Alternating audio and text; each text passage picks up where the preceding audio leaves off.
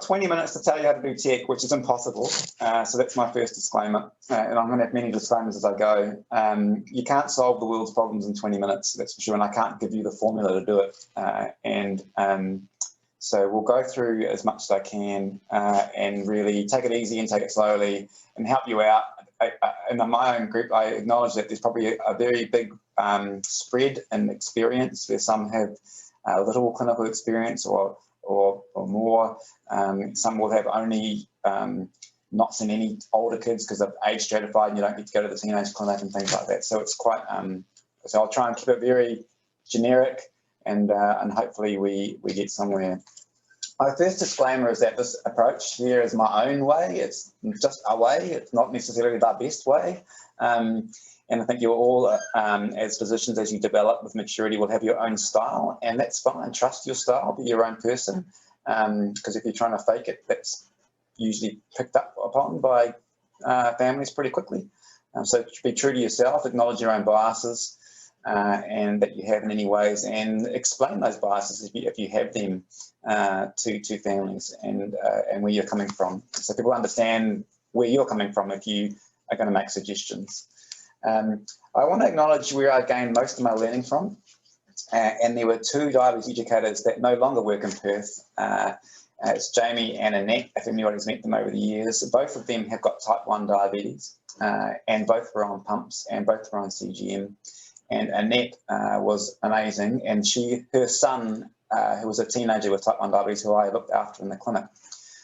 So that was really good. That, and combined with going to lots of camps and things like that, is a very useful way to feel the life of somebody with type 1 diabetes. So you can understand technology and context, helps you a lot.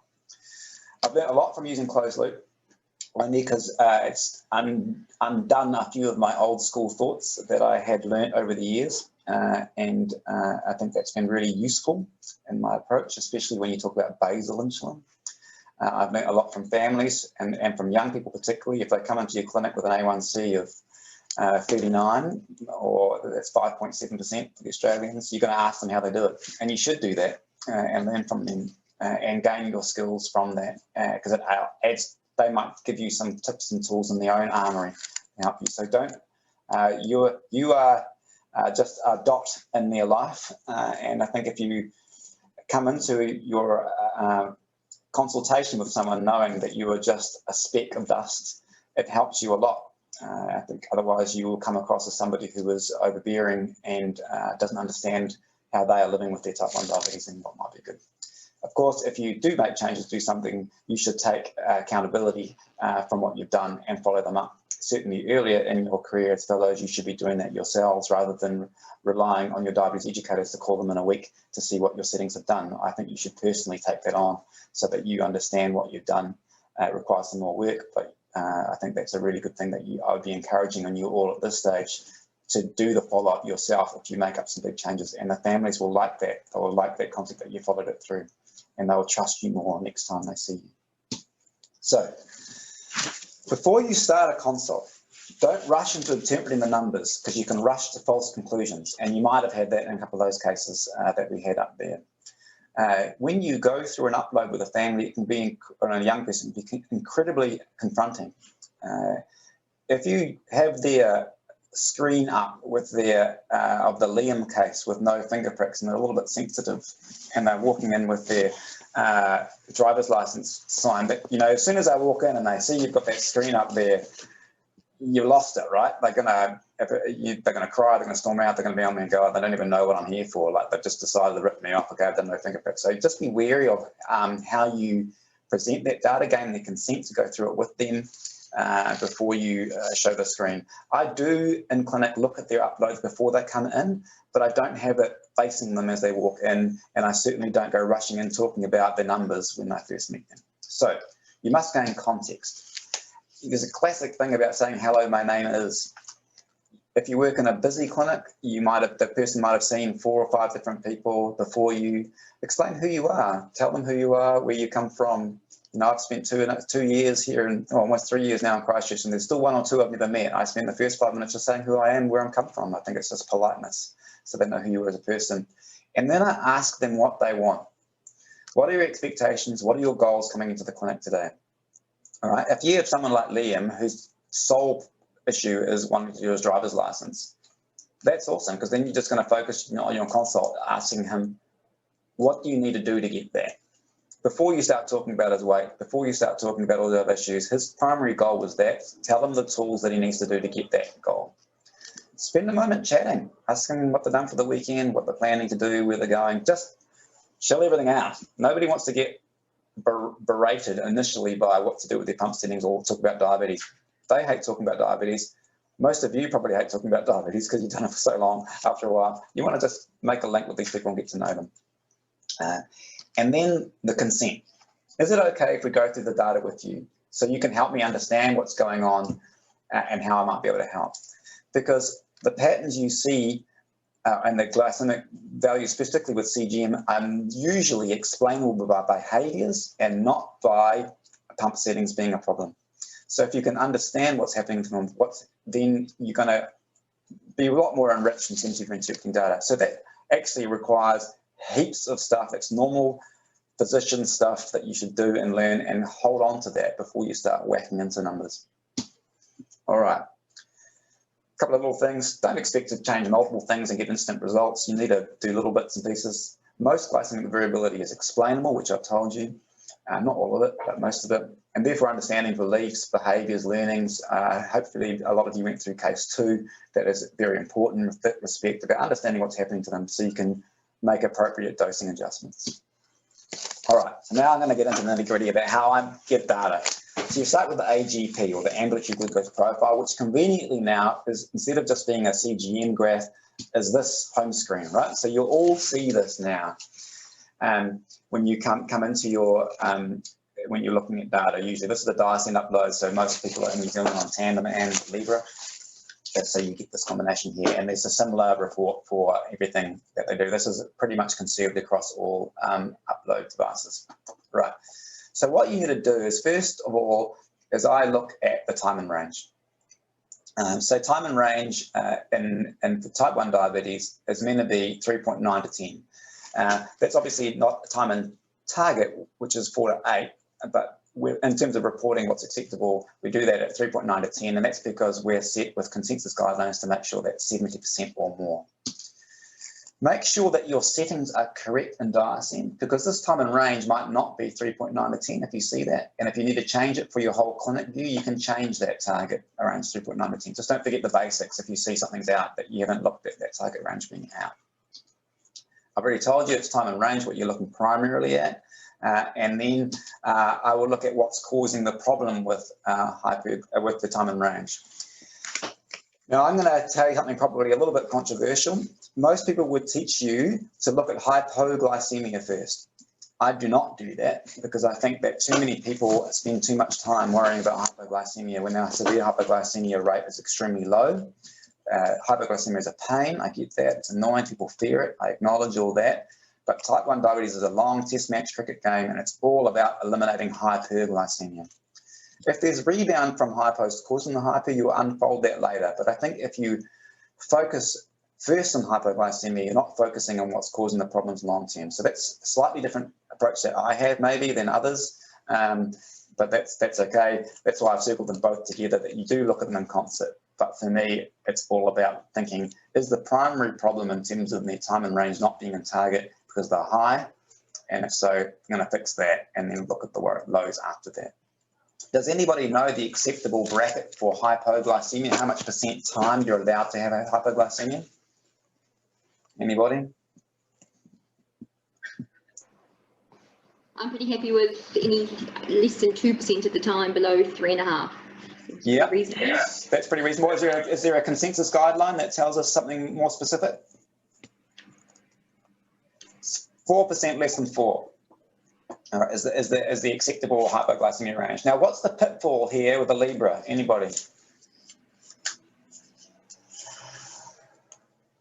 So the pitfall with the Libre is that it's typically underread, and it certainly does it at night. So if you're getting Libre data in terms of your CGM, I have a much higher acceptable limit of what my time spent hypo is, because a lot of it's not real hypo, and you need to undo that when you're looking at the CGM to see if it's just drifting down overnight for compressed. I call them Libre lows. They should never be treated. They all need to have a fingerprint. All right, average glucose clearly is interesting. You want to get that. It helps you work out where they are. 8.3 is pretty good. That's going to give this person a pretty good A1C. So time and range considerations, I really like this slide. I've stolen it from a different presentation, and I think it's interesting because it talks about the glycemic targets using CGM, and I just want you to keep this in context. I know it's not telling you a formula how I do it, but it's important for me because of one main reason, and that we talk about time and range between 3.9 and 10 being greater than 70%, but in pregnancy, it's 3.5 to 7.8. Now, I'm going to challenge you all in the next few years to think about what you accept as a time and range. Why is it that a child with type 1 diabetes should accept a target range that's worse than somebody who's pregnant with a baby to protect? All right. So I think that we might see an evolution of this time and target for type 1 diabetes, which has been lumped in unceremoniously with type 2 diabetes, where we might see even further tightening of this value about what's acceptable. Because physiologically, which is really interesting, right? In pregnancy, they're allowing you to go to 3.5. Now, I say this a lot to the families in my clinic, that a glucose between 3.5 and 3.9 is physiologically a normal glucose. It doesn't cause you any harm. The person with type 1 diabetes may be symptomatic because I've been running higher than that. But if I test my glucose, I do a lot of exercise, it's always less than 4 when I wake up in the morning. Always. You know, if you teach a family that, wow, man, you're 3.8 when you wake up, you better take your quick-acting dextrose and away you go. So just a little bit of a sideshow about it's an opinion piece about this grey zone of 3.5 to 3.9, but I find it very interesting that they have it allowable in pregnancy, but not in type 1 diabetes children. Sorry, let me digress for a minute with my little rant. All right, so GMI. So GMI you see, which is your glucose management index, which all of you during lockdown would have looked at as your proxy HbA1c. Initially, it was created from Dexcom data. It's now been verified in other sensors, and it shows that irrespective of sensor use, there's substantial amounts of individuals who have a clinically significant difference between the GMI and HbA1c, and that's mainly because the HbA1c can be unreliable with all sorts of reasons that I'm not going to cover today. So I guess I'm cautioning you that if you've got a lower GMI than a lab HbA1c, clinically targeting values based on a lab HbA1c that's high, you might cause more hypos. So just, I guess, put them both together, look at longitudinally, think about what you accept. I'm more reliant on a CGM if I'm happy that the CGM accuracy is okay, that they're using it appropriately, calibrating it to Medtronic, and not too much Libre lows that are based on compression. So I think generally, CGM gives you much richer data than an HbA1c, and I think that HbA1c's days are numbered. All right, then what I do is I look at from that AGP, the first thing I do is do the sensor trend, right? And this is nice because it shows you the time and target, it shows you the mean line, it tells you your first confidence interval, it tells you your second confidence interval, and it tells you your extreme values. I ignore the extreme values, certainly on the Libre value, because they're all going to be down here, because they all underread at times. And the width of this tells you the variability of at certain times of day. The important parts here, again, it tells you your time and range on this table, but it also tells you a few other things. You've got your GMI, which I've just explained, which is your estimated HbA1c, which is slowly going to get all the Australians to convert to using millimole per mole. And then you've got a coefficient of variation. So does anybody done any lab in their PhDs so far that know what a CV is?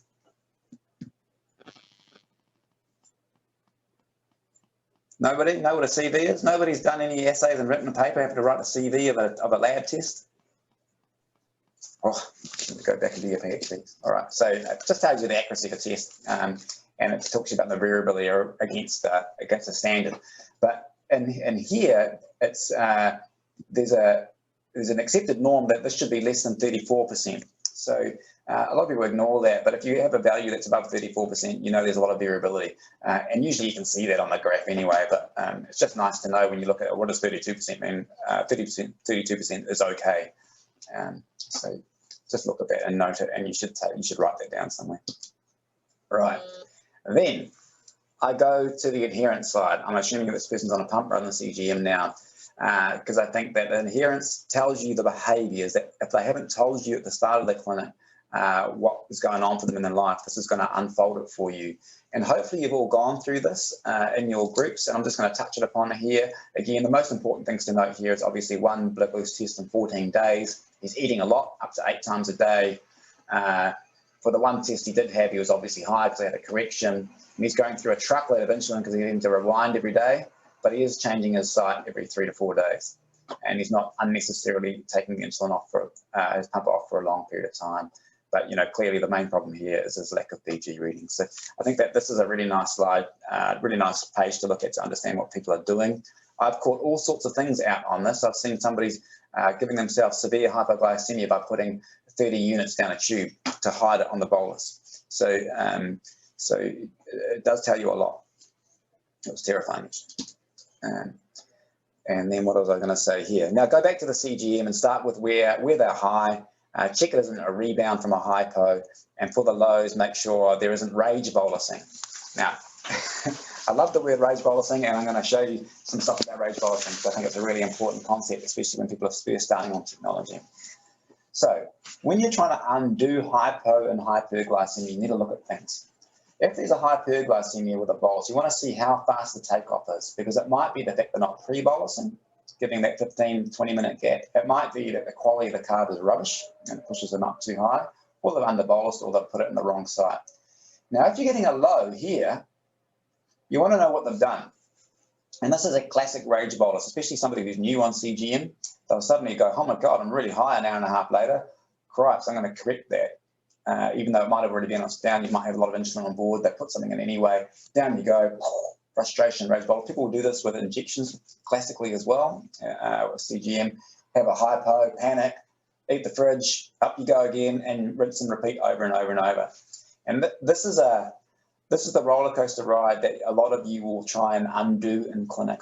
And it really starts about untangling the initial bolus, making sure the ratio is correct, making sure the timing is correct, and then looking at the quality of the carbohydrate that they're bolusing for, because that will depict how high they go and whether a quick peak is forcing them to rage bolus. And Mick will laugh at me as we've got somebody who's classic with the rage bolusing. Anyway, all right, so and this person, this is, sorry, I've changed the case number. Case 2 is explore the excursions and don't assume that this is all about insulin omission.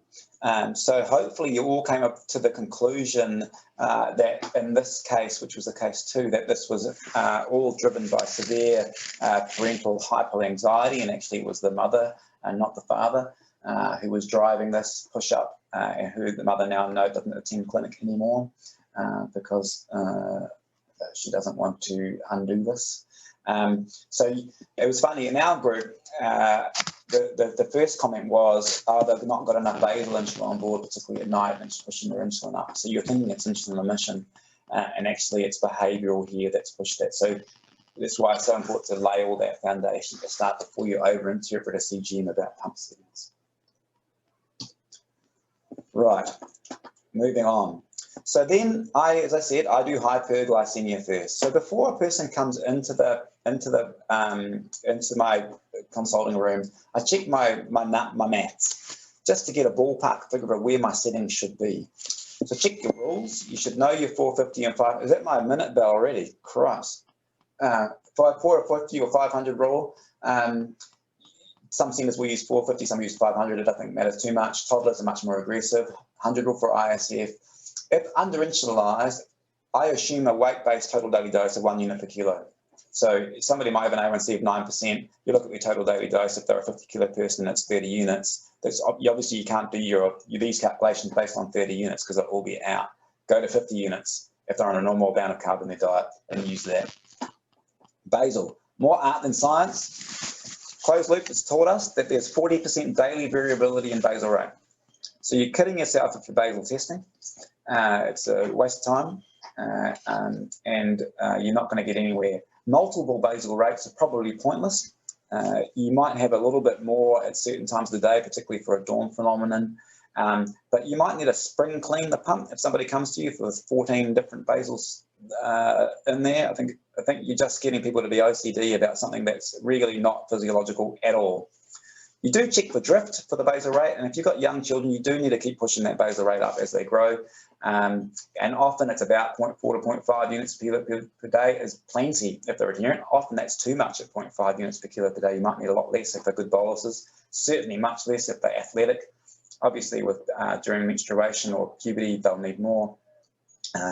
And avoid as a proportion of total daily dose. People will ask you often, what should my percentage of basal be of my total daily dose? And I tell them, well, it depends on too many things. It depends on if you're an athlete, it depends on how much carb you're eating, and you shouldn't use it as a rule, as a way to do it. And I guess my message to the young people and families is that I place a lot less reliance on basal, and frequent small corrections is probably a better way to go, and that's how closed loop works, if they can be adherent to that.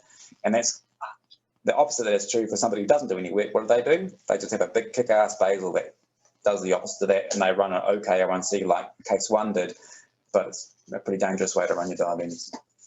I do ask in the basals about whether or not they're using temp basals. I learned from a young man who always came to clinic with basals with HbA1cs of 5.7, 5.8 about how he did it, and he told me, because I'm 90% of my day I'm using temp basals. So he was looping he was looping manually, right? And I think that's a really good key to use, and a lot of people don't use them enough. And for me, I'm speaking very quickly because of time, this is where lots of basal steps becomes undone, because temp basals are a really good tool to think about what's happening in the future. But if your basal rate goes from 0.3 to 0.6 at a certain point, if you've done a 50% basal reduction, you don't even know what you're doing anymore, because your basal's gone from 0.3 to 0.6. So a very even basal rate is a better approach, and encourage temp basals to deal with that daily variability. That's as much as 40%. And that's a really good number to tell people or families. Your basal requirement is variable 40% from time to time. Your basal settings in your pump is a best guess. We must do the rest ourselves without automation. Yeah. Hopefully that's not too controversial. Anybody want to butt in there? I'm happy to be over-talked. As I said, it's just one way. Can I butt in just to see if there's any questions on the line? Because we're running short of time. Were there any burning questions for Martin at the moment? I haven't got too many more slides though. Cool. And these slides are available for you. All right, I'll push through. Hypoglycemia. Hopefully you've all done this in your workshops. Look, his carb ratios were out. His IOC was out. If he put a number in, it wouldn't do anything for him. His IOB was short, which would only matter if he's correcting. Lots of adults find 2 to 3 hours too short, which is a comment.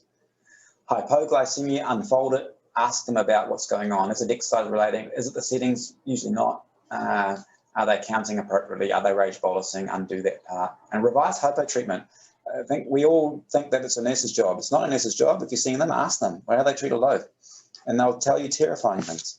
All right. So, and what are they doing with their follow-up with their carb? If they're on a pump, some of them still got MDI hangovers where they still have another 20 grams of carb after their hypo and not bolus for it. Right? Got to be really careful. And in any form of automation, be it basal IQ, PLGM, or closed loop, there is less insulin on board because the algorithm has pulled it off. They will need way less hypo treatment than they've always traditionally needed. So just remember that. What have I done here? So then after you've done all this big sort of stuff, then I focus in day to day to find out what's going on. Why are you doing this all night? Are you having to feed them to keep them up? Why are you just anxious all night? Like, work out what's happening here. Then I say, well, what's happened here? Like, you've got a check here, you've got a little bit, and then you spike up. What has he eaten? Now what's happened? Have you raged bolus? Here's your hypo, classic, right? Boom. And then, what did you eat for your hypo? Up you go again, classic roller coaster. So walk through their day and ask them what happened. And then you'll understand that actually this is not a setting problem. This is probably not a setting problem at all. It's a behavior problem. If you would make a change, just please explain why you're doing it. Help them do it right there and then in the clinic, because you'll be terrified at how many people can't even operate their own pump. And tell them if they need to watch for anything. For example, check more. I've really increased everything here. You're going to have to check for hypos and then follow up. And I really encourage you as fellows who are doing this at the start of their careers, to do the follow-up yourself where you can if you make big changes, and not rely on your team to do that for them. They will thank you for it because they'll understand what you've done and why, where maybe your educator who makes a follow-up call or are reliant on them calling the team to check it, but won't follow up. So do that. Happy to take any questions. I'm sorry if I've gone a bit over time. It's hard to do that in 20 minutes. It's impossible. That was awesome, Martin. Thank you very much. Any burning questions from the audience?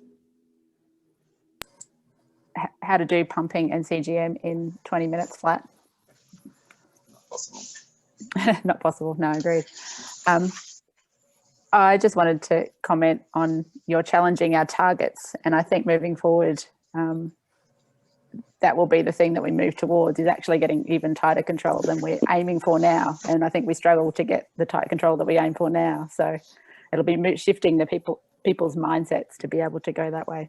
Yeah, and I think we had the comment from Jerry in our group.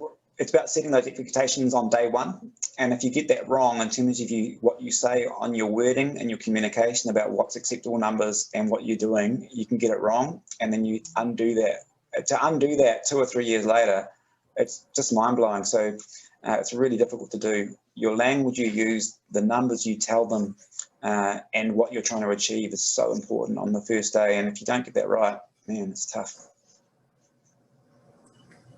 Darts Louise, could I make just a quick comment? Of course. Yeah. Yeah, I just wanted to reiterate Martin's comment about the importance of the conversation, because I guess, increasingly there can be sending through uploads or emails to us, look at uploads, and occasionally there's a trend towards changes being made just by looking at that, which, as you said, makes a lot of assumptions, and it does take a lot more time to have that conversation, but it really does change what you might do so much. It's the art rather than the science, isn't it, Martin? Yeah, no, it is. And I mean, everybody goes through. I had a time where I thought I knew it all because I looked at the technology and the numbers. I thought you just change this and that. And it's like, then you follow them up and you just totally stuff them up. And it's like, okay, well, because I made a bunch of hopeless assumptions and didn't take the time to have the conversation. I'm getting better at that. I think we never stop learning from their families and what they tell you. Yeah. I think that's a really nice message to end on. Thank you very much, Martin, for your presentation and your involvement in Fellow School. That was a great experience.